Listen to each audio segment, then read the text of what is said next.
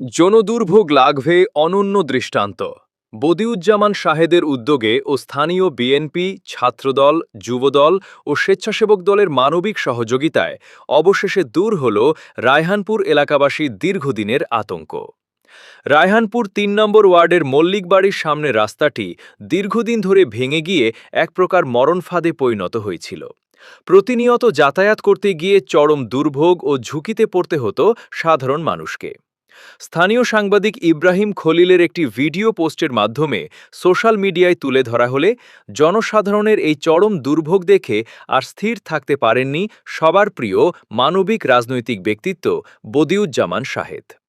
সরকারি কোনো অনুদান বা বরাদ্দের অপেক্ষা না করে সম্পূর্ণ নিজ উদ্যোগে এবং নিজস্ব অর্থায়নে ও ইউনিয়ন বিএনপির সাবেক আহ্বায়ক আবুল কালামের সহযোগিতায় তিনি এই বিপজ্জনক রাস্তাটি সংস্কারের কাজ শুরু করেন এবং তা সফলভাবে সম্পন্ন করেন।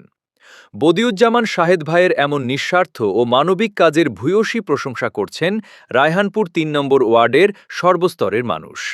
তার এই উদ্যোগ প্রমাণ করে যে সদিচ্ছা থাকলে যে কোনো সংকট মোকাবেলা করা সম্ভব। পাথরঘাটা উপজেলা বিএনপির সাবেক যুগ্ম আহ্বায়ক বদিউজ্জামান শাহেদ আমার দীর্ঘদিনের রাজনৈতিক সহযোদ্ধা। ঢাকায় আমরা একসাথে রাজনীতি করছি, তো বিভিন্ন ভিডিওতে দেখেছি যে এই শাহেদ পাথরঘাটা বিভিন্ন জায়গায় কাজকর্ম করে। তার ধারাবাহিকতায় পরশুদিন রায়হানপুরে ঢুকার পরে আমাকে ফোন দিয়েছে যে জুগিরুলা একটা আছে। তা আমি বলছি যে ভাই, জুগিরুলাটা অনেক বড় রাস্তা, কোনো এরকম সমস্যা হয় না, শর্টকাট দিয়ে ঢুকতে একটা খুব খারাপ জায়গা আছে, আর এই জায়গাটার কথা বলছি। পরে উনি ঘুরিয়ে টুরিয়ে দেখে গেছে, আমার সাথে আর কথা হয় নাই। এরপরে কাকচিরার সাংবাদিক, আমাদের সকলের প্রিয় মানুষ ইব্রাহিম ভাই একটা ভিডিও করছে এই জায়গার।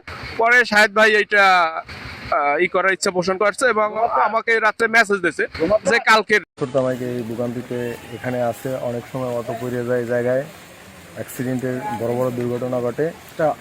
এই কাজটা তো এখানে দীর্ঘদিন ধরে এখানে যে অ্যাক্সিডেন্টগুলো হইতো, এগুলো আসলে খারাপ লাগতো, দেখার মতো ছিল। এলাকার মানুষজন এতদিন ধরে করে নাই, যার কারণে এই সৈয়দ মিলন ভাই এবং বদিউজ্জামান শাহেদ ভাইয়ের উদ্যোগে রায়হানপুর ইউনিয়ন ছাত্রদল, যুবদল ও স্বেচ্ছাসেবক দল এই কাজটি আমরা করতেছি। পাথরঘাটার অসংখ্য জায়গায় এরকম বড় বড় গর্ত, এই যে গর্তগুলো মরণ ফাঁদ, যেখানে প্রতিনিয়ত মানুষ দুর্ঘটনার সম্মুখীন হয়, যে মরণ ফাঁদগুলো অত্যন্ত ভয়াবহ হয়ে উঠেছে এবং রাস্তার মাঝখানে এই মরণ ফাঁদ, যেটি দেখে বা বোঝার উপায় নেই, যেটি ওভাবে পুরো রাস্তা সংস্কার করা ছাড়া, ব্যক্তি উদ্যোগে ছাড়া এই ছোট্ট কাজটি করা সম্ভব নয়।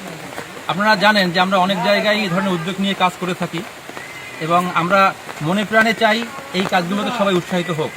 এখানে পরশুদিন এই যে কাকচিরার কৃতি সন্তান আমাদের ইব্রাহিম খলিল ভাই সাংবাদিক, তিনি একটি ভিডিও করেছেন এখানে, যেখানে অত্যন্ত মরণ ফাঁদে একটা দুর্ঘটনার জায়গা, অনেক লোক বক্তব্যও দিয়েছে এর খুব খারাপ অবস্থা।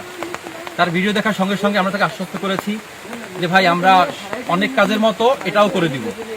সেই উদ্যোগ নিয়ে আজকে আসা। আমরা পাথরঘাটা থেকে এসেছি, আমরা এখানের জন্য যা যা প্রয়োজন, এই যে খোয়া ম্যাগাডাম নিয়ে আসছি, আমরা পাথরঘাটা থেকে নিয়ে আসছি, এখানে পাই না।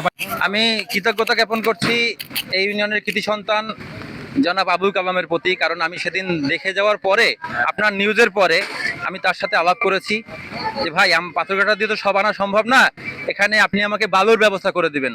তিনি আমাকে 5 গাড়ি বালু দেওয়ার আশ্বস্ত করেছেন এবং আজকে এই যে বালু আসছে 4 গাড়ি, তিনিই পাঠিয়েছেন। আমি নিয়ে আসছি। পাশাপাশি এসে আমরা অবগত হয়েছি যে স্থানীয় যুবক, এই যে ছাত্রদল যুবদল যারা আছে, এরাও বিষয়টা নিয়ে ভুক্তভোগী, এরাও খুব আগ্রহী। পাশাপাশি এখানে মিলন ভাই রয়েছে, আমাদের সৈয়দ মিলন, এই ওয়ার্ডের কৃতি সন্তান, তিনিও আমাকে সকাল আজকে বলেছেন যে ভাই, ওটা আমিও দেখেছি অনেক আগে থেকে, আমিও চেয়েছিলাম ওটা মেরামত করার জন্য, আমিও আয়োজন করেছি।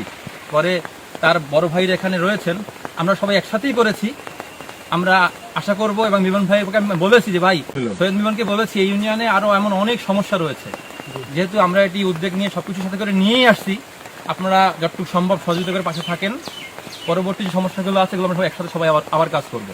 1 নং রায়নপুর ইউনিয়ন শ্রমিক দলের পক্ষ থেকে আমি অনেক আগে এটার উদ্যোগ নিছি। ঈদের আগে কালাম মামায় বলছে যে আমি ঈদের পরে খোয়া বালি পাঠাই দিই, এবং কি উনি ওই মীরাবাড়িতে একটা আছে ওটার ব্যাপারেও বলছে। তো এইগুলো আমি সব গুছও করছি, লোকজন সবের দাওয়াত দেওয়া আছে।